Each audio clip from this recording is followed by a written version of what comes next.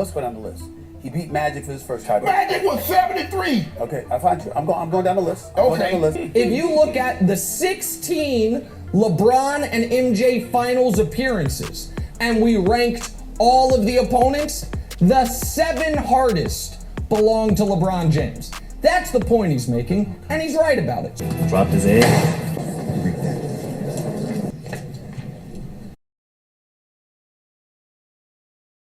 How quickly do we forget that Michael Jordan and the Bulls had to face the greatest point guard of all time?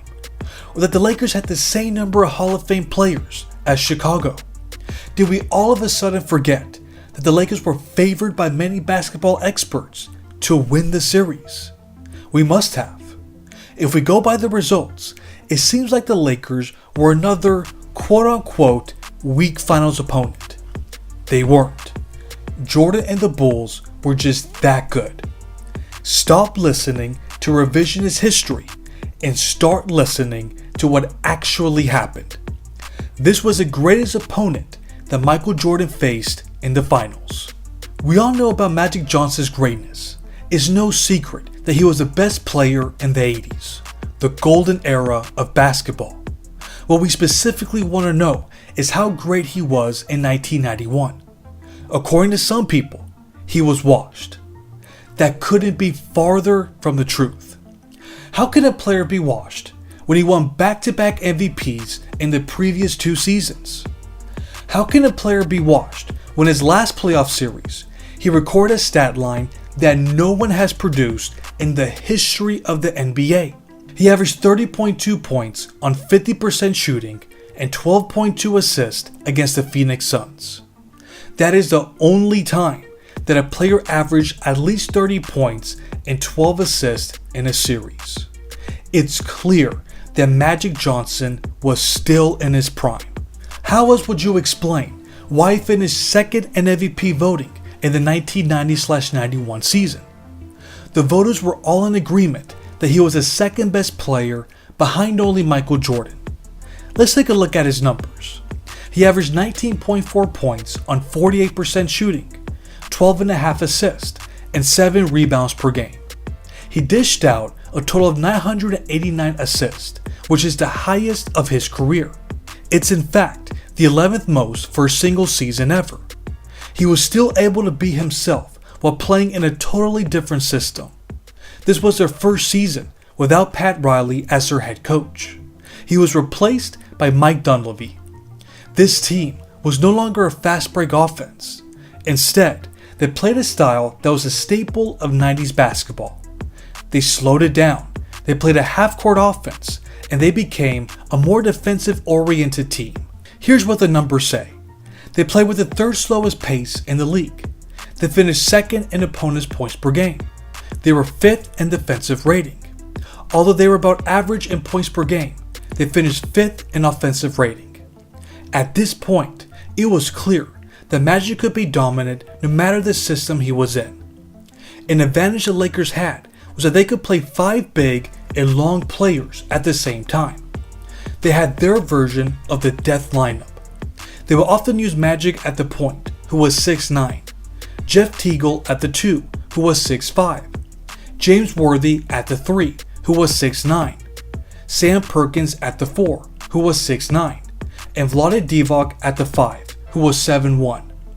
They would create all sorts of problems on defense with their double teams, and Magic would take advantage of all the mismatches on the offensive end.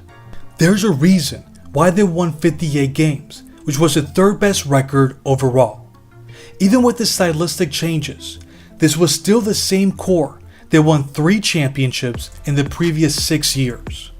They still had James Worthy, Byron Scott, and AC Green. And guess what? They were all under 30 years old at the start of the season. This team was not old. This was a legitimate title contender. So much so that the New York Times picked them to win the series in 7 games. That was considered a wise prediction. They had the experience, they had the personnel, and they had Magic Johnson. The NBA media just wasn't convinced that the Bulls were ready to defeat a team led by such an iconic player on the biggest stage. As we all know, they were dead wrong. They suffered a gentleman's sweep and lost by an average margin of 12.8 points. That's currently the 8th worst point differential for a final series.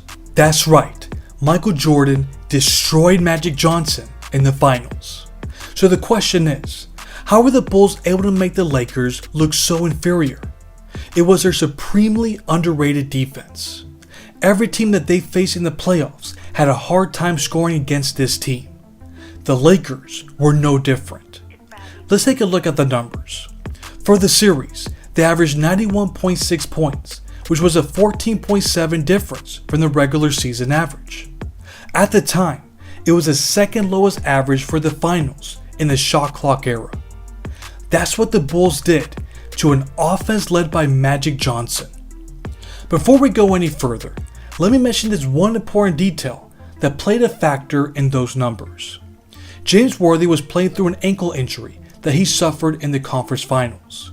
He re-injured it in Game 4 and missed Game 5. Then Byron Scott also missed Game 5 due to a bruised right shoulder that he suffered in the previous game. With that being said, this shouldn't totally disqualify them.